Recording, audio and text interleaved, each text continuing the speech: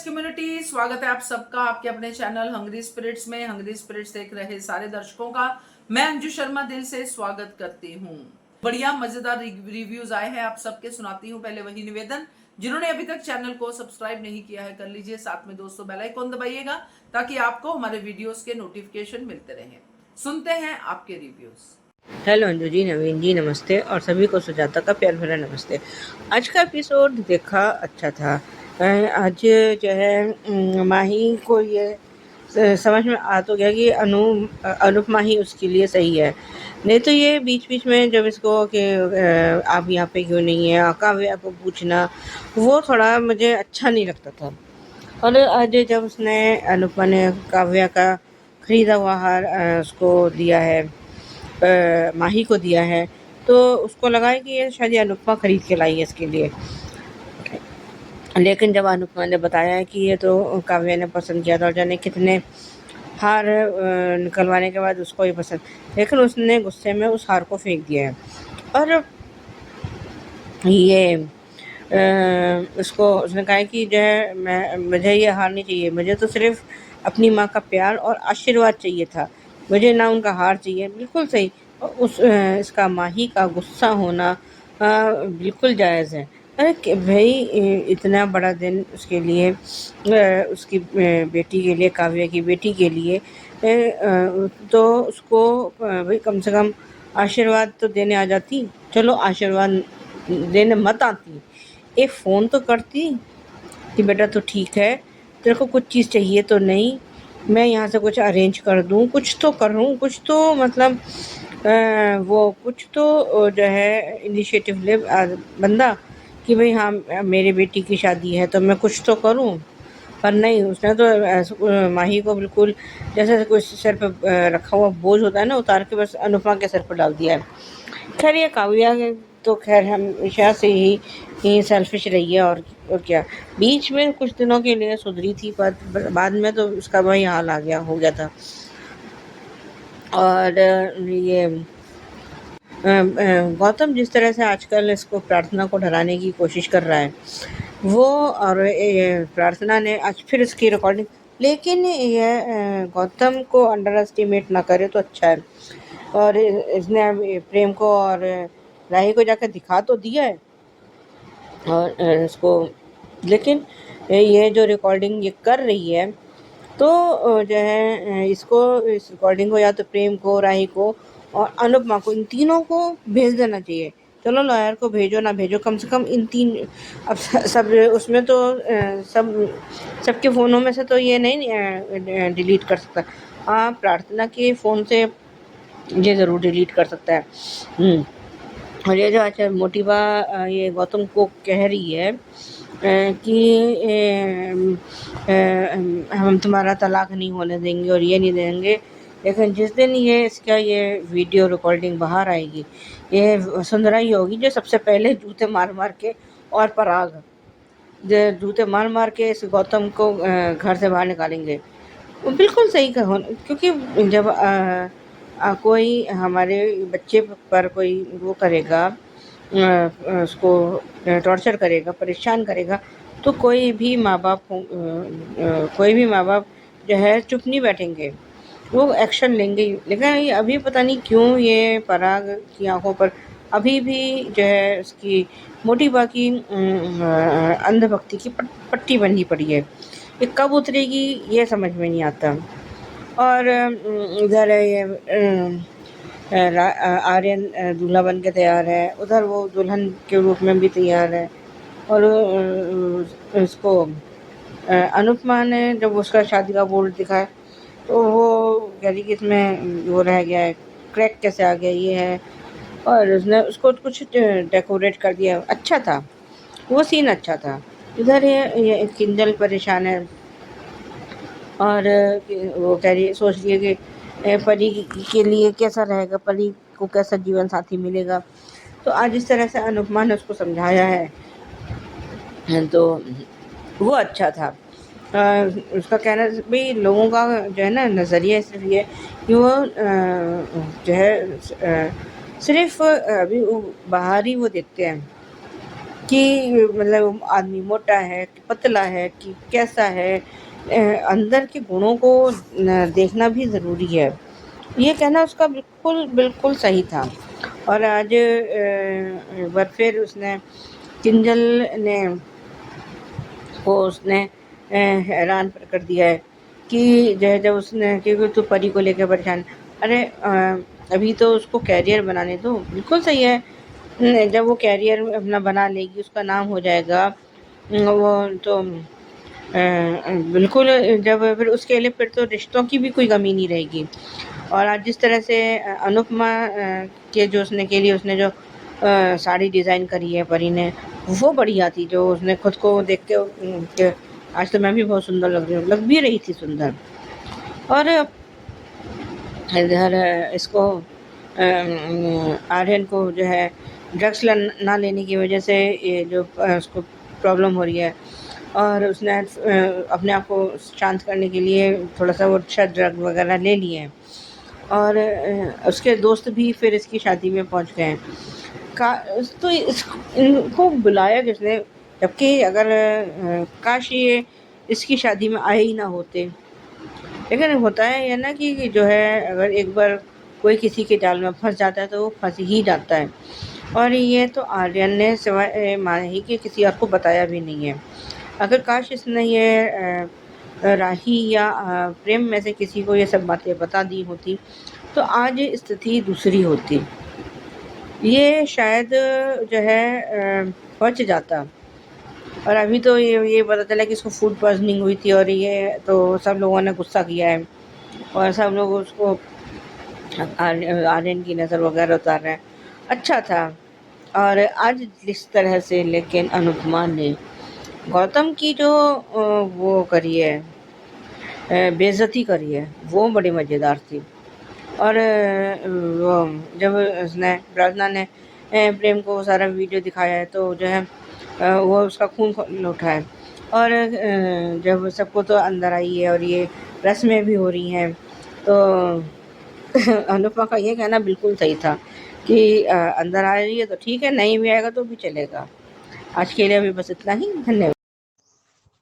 Hello Anju ji, Naveen sir and all my friends, मैं ख्याति। आज का एपिसोड देखा। अनुपमा माही को कहती है कि ये हार काव्या ने बनवाया था, बहुत डिजाइन देखी लेकिन उसे कोई पसंद नहीं आ रही थी, पूछा कर ये पसंद आई।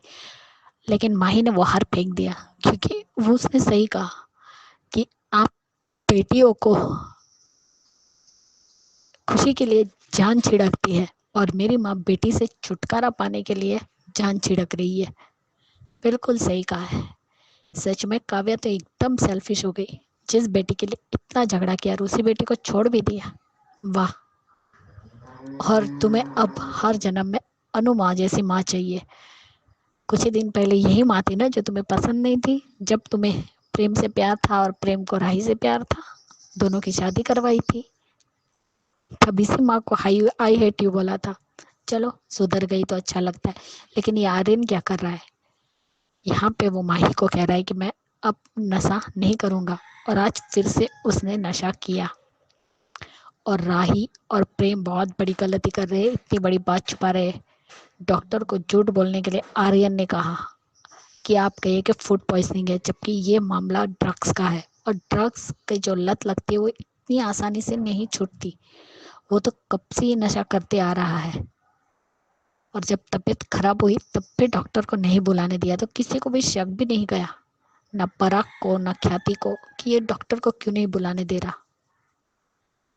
क्योंकि डॉक्टर आता तो पता चल जाता कि आर्यन ड्रग्स ले रहा है।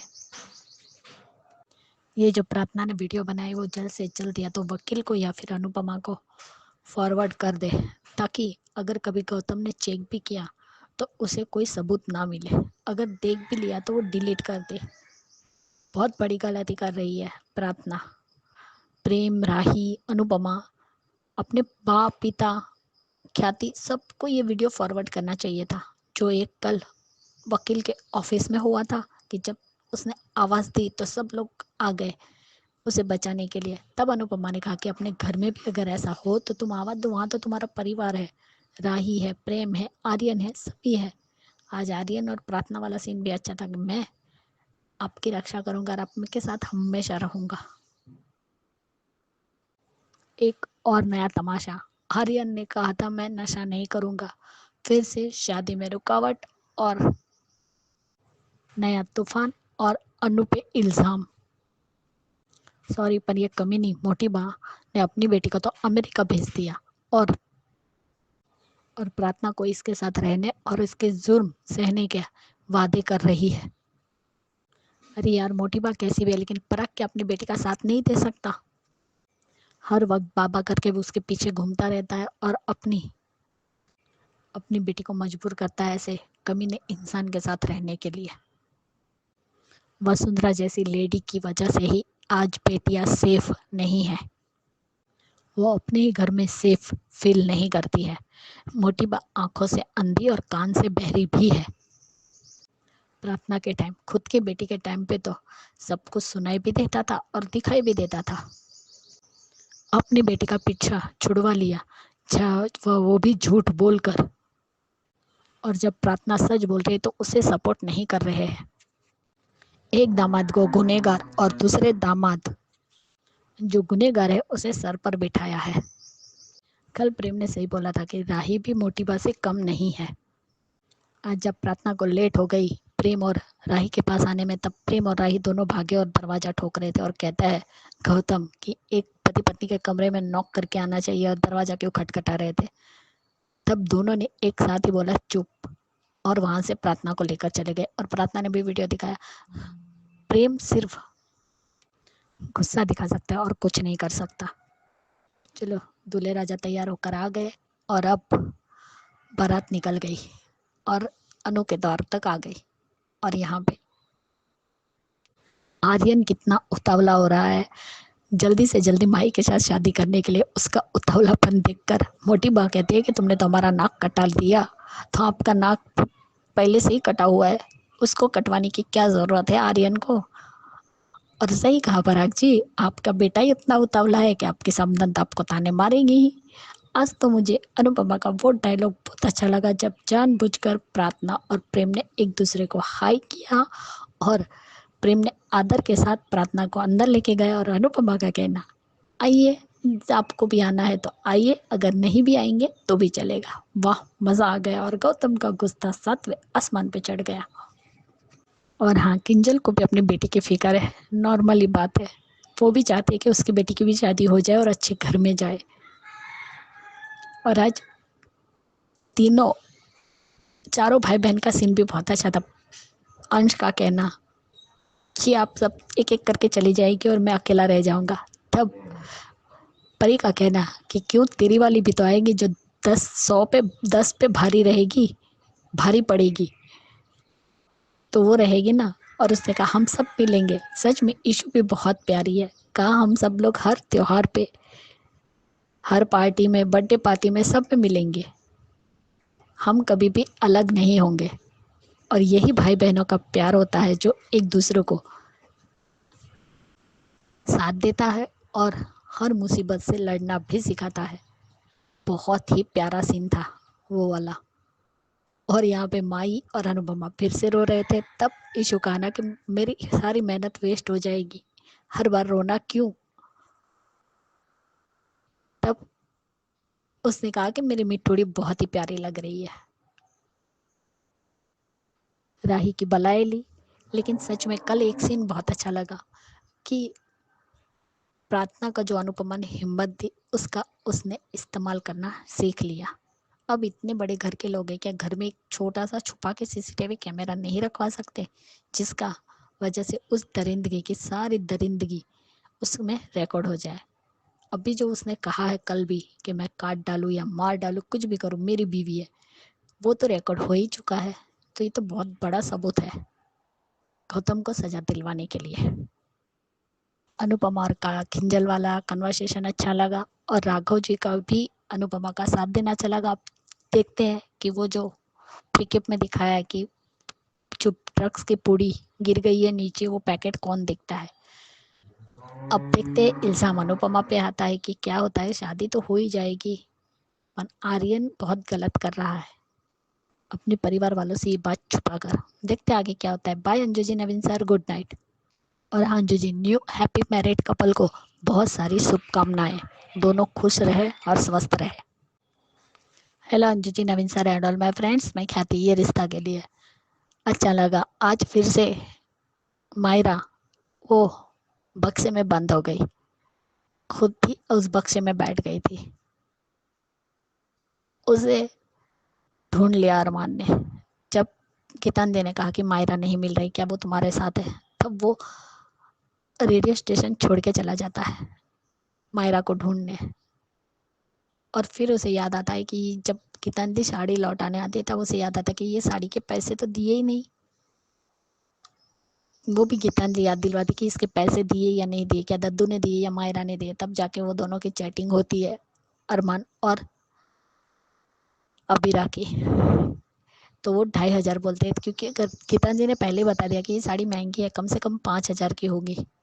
लेकिन वो जो चिट्ठी लिखी थी उस वजह से उसे समझ में आया अरमान को कि इसने बच्ची के लिए आधी कीमत की है। वो जो लिखावट थी वो भी अरमान नहीं पहचान पाया कि यह अबीरा की है। और अरमान को क्या लगता है, क्या कह रहा था कल, कि वो इतनी बड़ी लॉयर बन गई होगी, उसे हमारी याद भी नहीं आती होगी।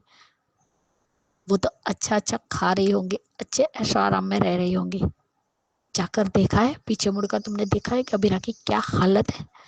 आज भी वो जो चोट है उसकी हरी है, कल गिरने की वजह से फिर से उसमें खून निकला, लेकिन फिर भी वो दादी साहब और अविद्या को नहीं बताती है कि चोट लगी मुझे फिर से।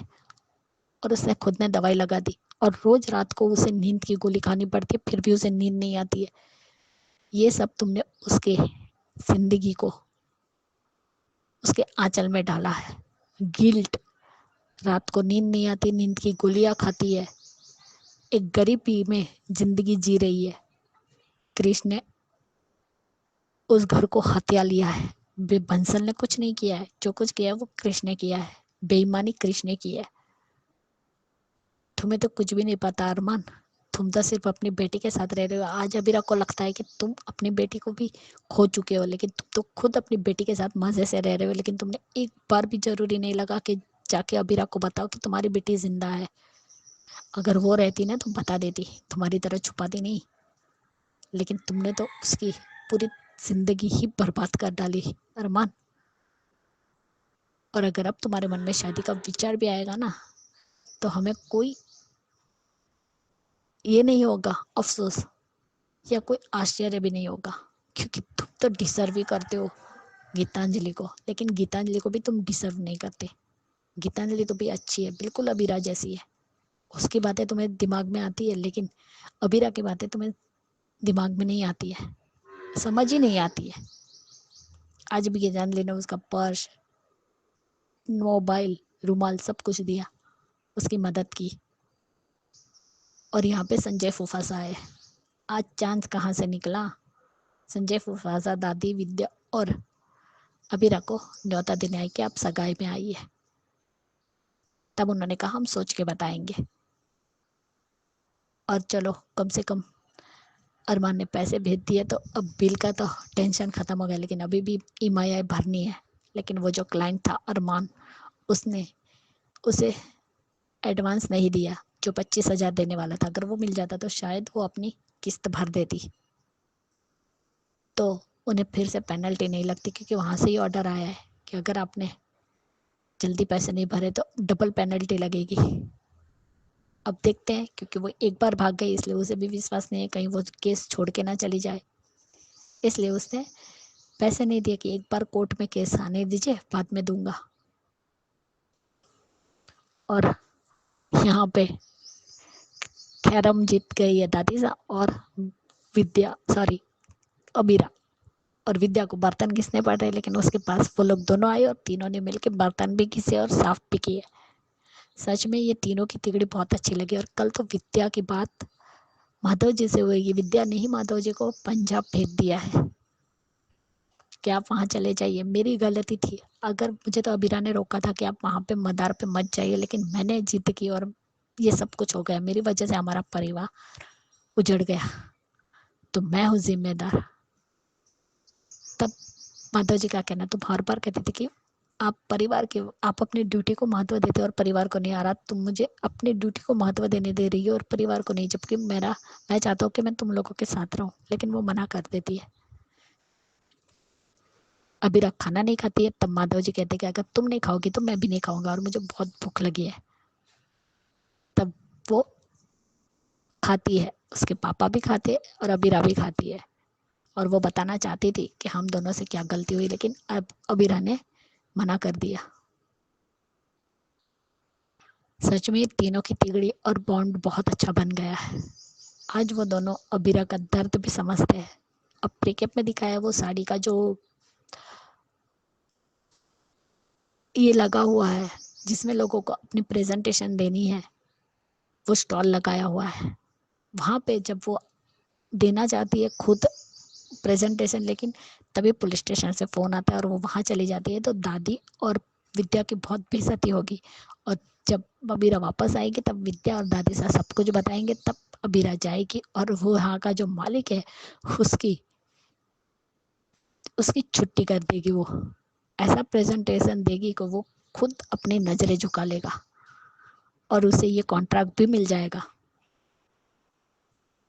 और ये वही टेम्पो वाला है जिसने पुकी को दिया था अरमान को, लेकिन अभी वो इतने नशे में कि कुछ भी कहने की हालत में नहीं है, और उसे लगता है कि उसने जो बच्ची दी वो किसी और को दे दी, लेकिन किसी और को नहीं दी, वो बच्ची तुम्हारे अरमान के पास है।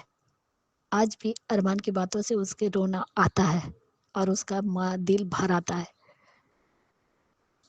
अरमान ने बहुत गलत किया, और आज अरमान को भी याद आई कि हम उस छोटे से घर में थे तब बहुत ही खुश थे, हम साथ थे, लेकिन तुमने मेरा साथ छोड़ दिया। उसने नहीं छोड़ा साथ, तुमने छोड़ा है अरमान। घर से तुम गए हो, अबीरा नहीं। तुम्हारे सारे जुल्म अबीरा से है और तुम अबीरा पर ही इल्जाम लगाते हो कि अबीरा ने गलत किया। वाह अरमान, तुम भी डबल स्टैंडर्ड हो।